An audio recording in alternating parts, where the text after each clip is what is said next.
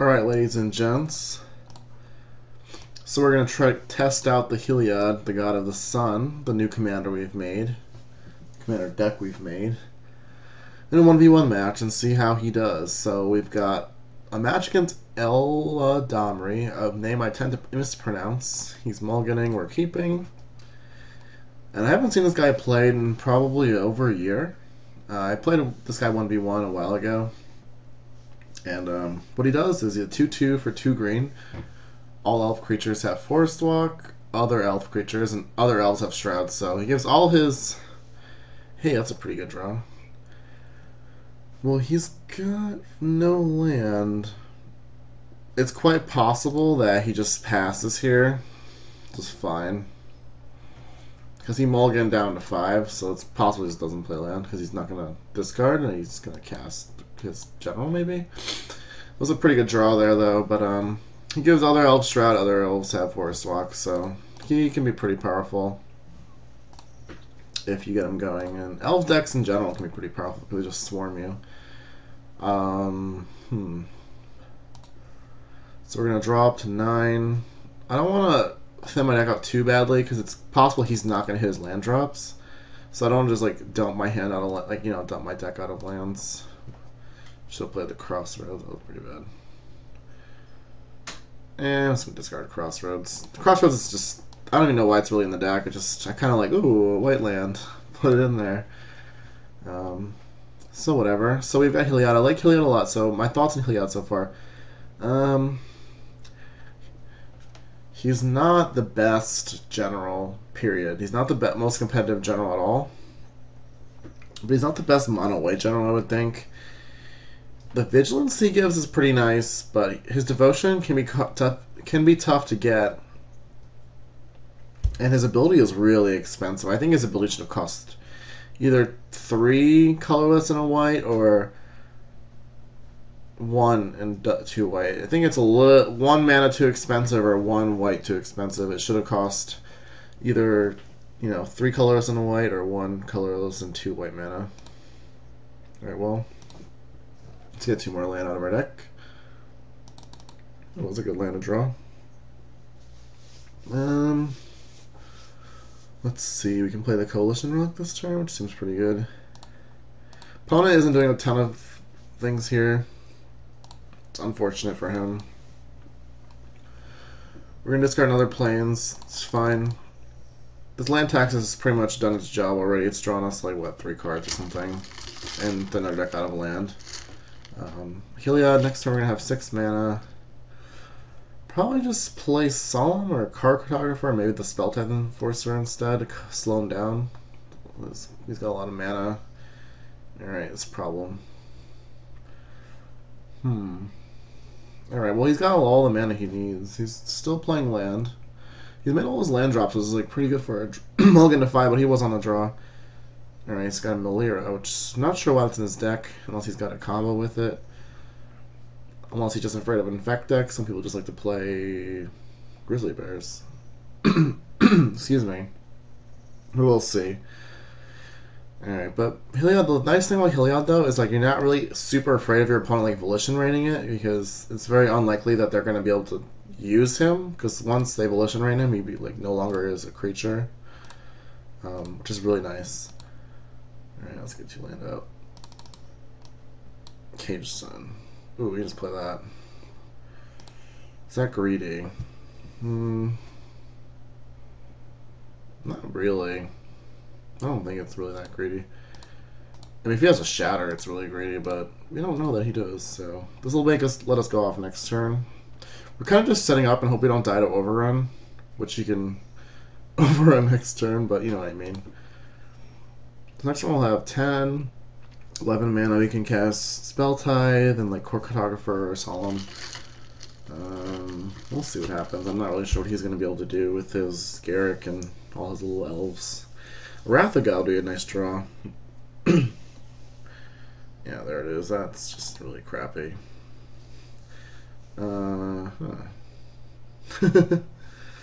sucks. The card's a sorcery. Interesting. Alright, well, we just got time locked, basically. He's doing pretty good for 5 card to hand, yeah. I would think so. Oh, wow. Okay, well, hopefully we just draw Day of Judgment off the top of our deck. Alright, he's only drawn... Oh, yeah, I need a Day of Judgment. Day of Judgment! Yeah, not even that exciting right now. Alright. And we can't even use our thing. That's fine. We're gonna Solemn now.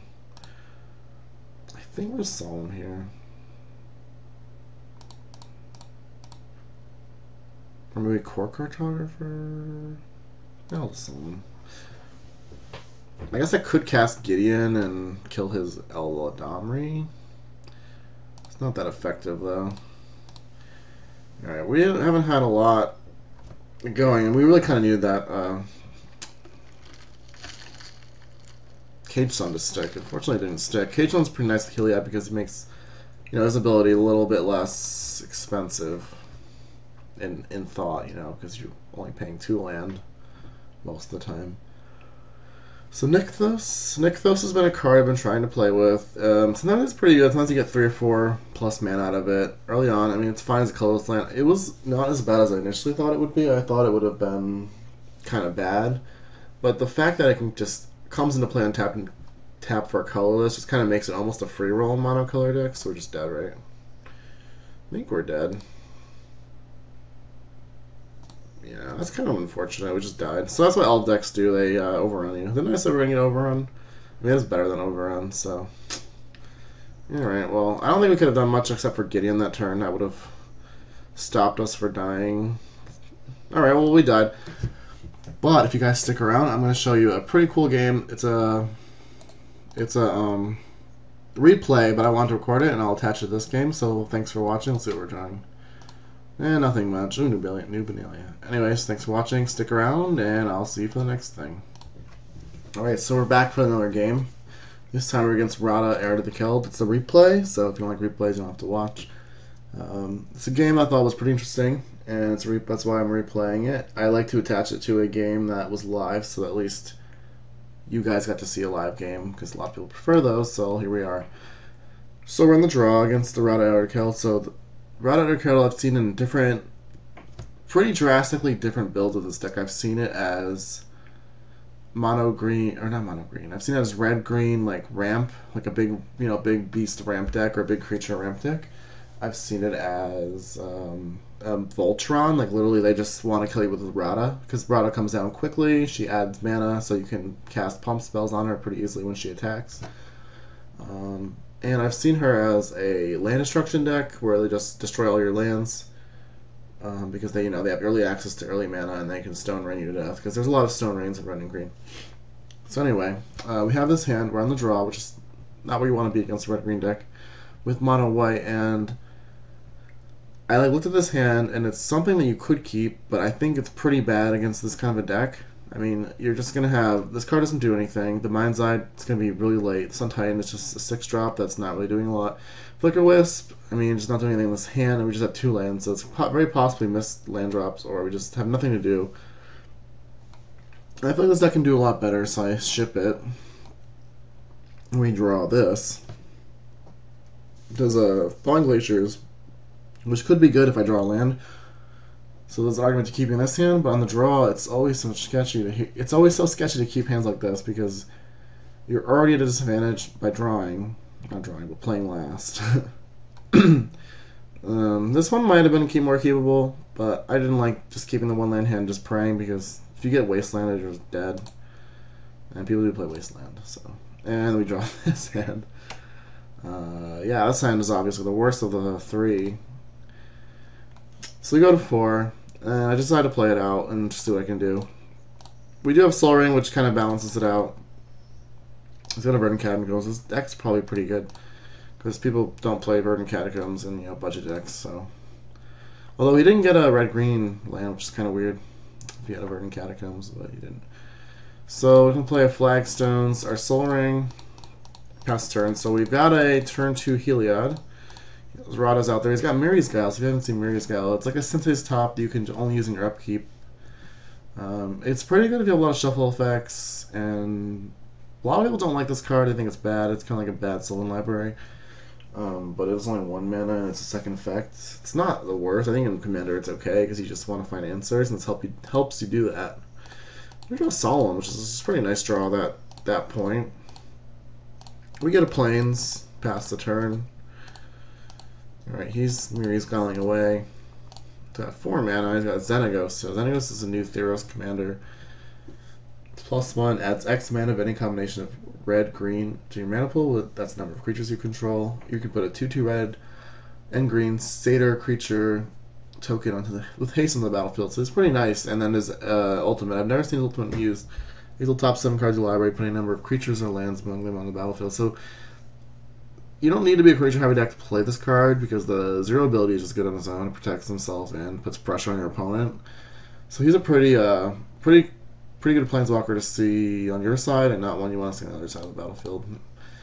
And he's obviously going to hold back because he wants to protect it. So we had True Conviction, which isn't really that bad. Since we only had a True Conviction, I probably should just play Heliod to give our guy Vigilance. But I kind of wanted to block, kind of wanted to draw Plains so I could drop my True Conviction. But we didn't get there. We drew. Oh man, if only we drew that for the turn. That would have been a nice one with the Solemn under it, but we didn't get there. I was so sad when I saw that. I was like, oh, come on, 1 card earlier. But anyway. I'm not feeling like we're in good shape, and then he has a fetch line on top of his deck with Mary's Guile. So it's basically be able to keep whatever cards he wants. I mean, if he doesn't want the card that's on top of his deck, he can just do that. Then he gets the Stomping Ground now. I guess he didn't want to pay life. He probably doesn't have a Taiga in his collection. So that's fine.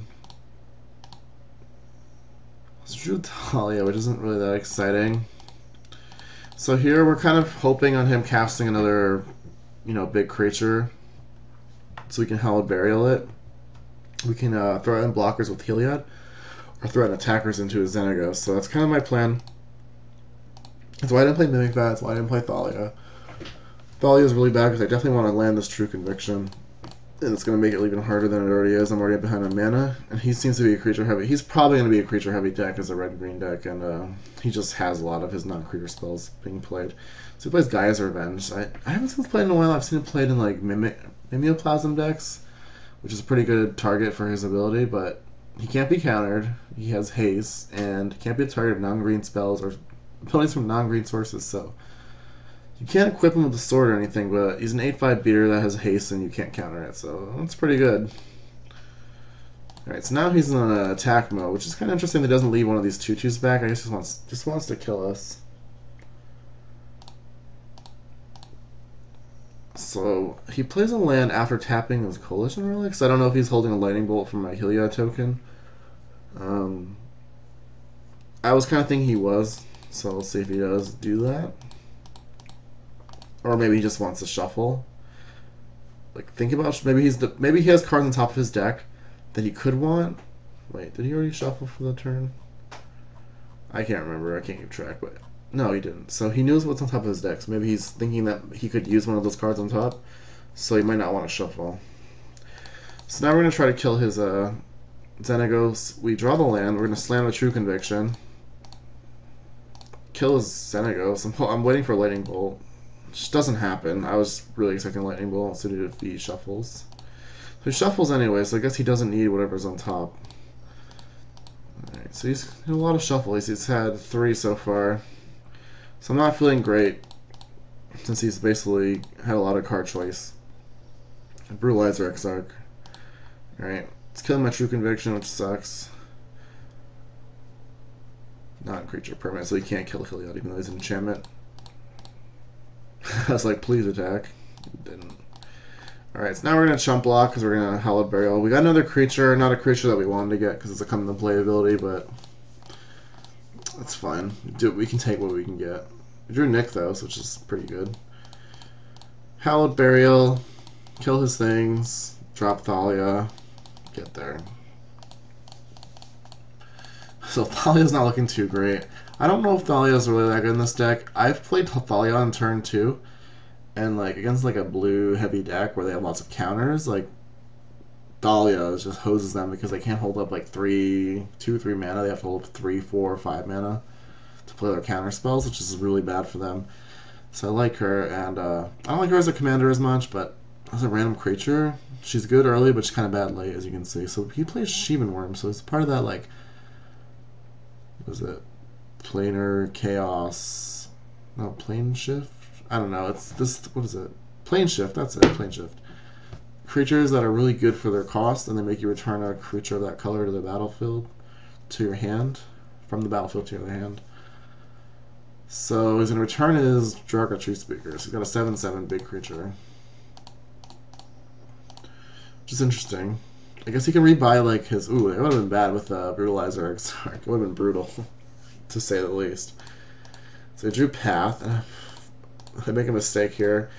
I want to get my Sun-Titan onto the battlefield. I'm like, yeah, I can chump block with Thalia and get back with Sun-Titan. Pretty perfect. But even though it's trample, but I can save 1 point of damage, right? Or maybe some other 2/2 haste creature you could have. And I was like, yeah, I'll leave up Path, and I forgot that Path costs 1 more with his. He crop rotations away a mountain and gets a Kessig Wolf Run, which just makes his guys trample even harder. City of Brass is annoying because of the trigger. I wish the trigger wasn't a trigger, but it was just add 1 mana of any color to your mana pool. City of Brass has 1 damage to you. But I guess you can respond to City of Brass's trigger, which is interesting.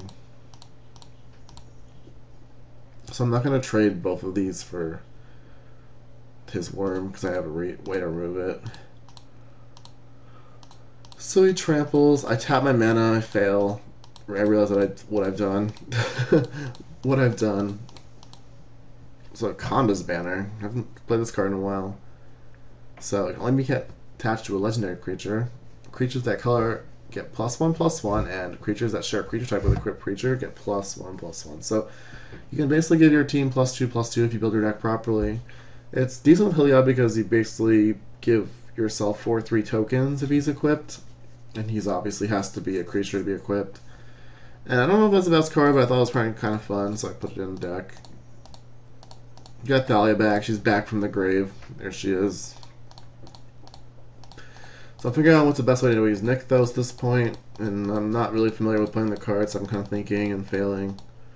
Play Magfat and pass. I'm pretty much planning on pathing a Sheevan Worm. He has no cards in hand, which is pretty nice. So. Sky Dragon Claim. So we shuffle him away a lot of things. Attacking. I block just because for the sake of it. He pumps. He goes, and we just path it because we just don't want to take that much damage. Really can't afford to take that much damage. So now we got attacks. We drew a Stoneware Giant, which is pretty awesome. He's like a Stoneforge Mystic sort of. Vigilance, 4/4 Giant for 5 mana. When you tap him for 1 and a white, and you search your library for any equipment card, put it on the battlefield, attached to a creature you control, then shuffle your library. So you can do like tricksy things with him. He has Vigilance, so you can attack with him, and then whatever creature they block, you can attach equipment to it. It's pretty awesome. So I was really happy to cast him. Plus he's got 2 white and his his converted mana cost, so he's gonna make Heliod the creature. Now we're gonna be on the offensive here. Sometimes just being a 6/6 Vigilance, not ideal, but we didn't draw any fetch lands. Excuse me. Don't forget we did mulligan before this game, and we're pretty much at parity with our opponent as far as life totals go. So let's see what he got on top of his deck. What did he get? He got a Chrome. Man, of all the cards for him to have on the top of his deck, he had a Chroma. Because it's protection from white, if you can't tell, trample, and you can pump it with fire breathing. So that's pretty much the worst creature for him to have against us at this point, because we can't stop it. But what do we draw? We draw Gideon. And Gideon forces your opponents to attack Gideon, and not to attack you. So I'm a numbskull, and I I just use Gideon right away. I don't wait to attack. Because Stoneware Giant has some tricksy things to do with it. It's a card I haven't played with a ton. I haven't played with Nykthos a ton. It's part of the reason I'm not playing perfectly. So now we attack, and we have a plan. The plan is, whatever creature he blocks, we're going to give a pro-red sword. Right. So We could have gotten in with like a, well, not really, because he would have blocked whatever whatever I did. So we're gonna get a Sword of Fire and Ice, protect our Sun Titan.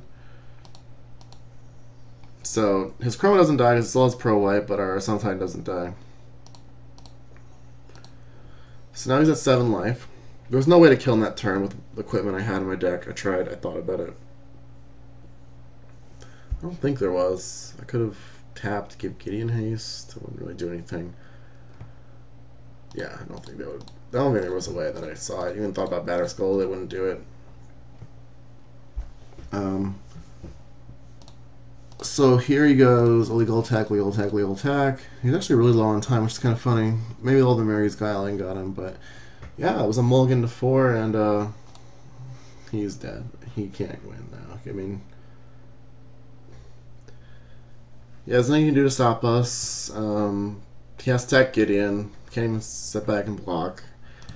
And we have a pro red 9/9 creature. So yeah, we got there somehow.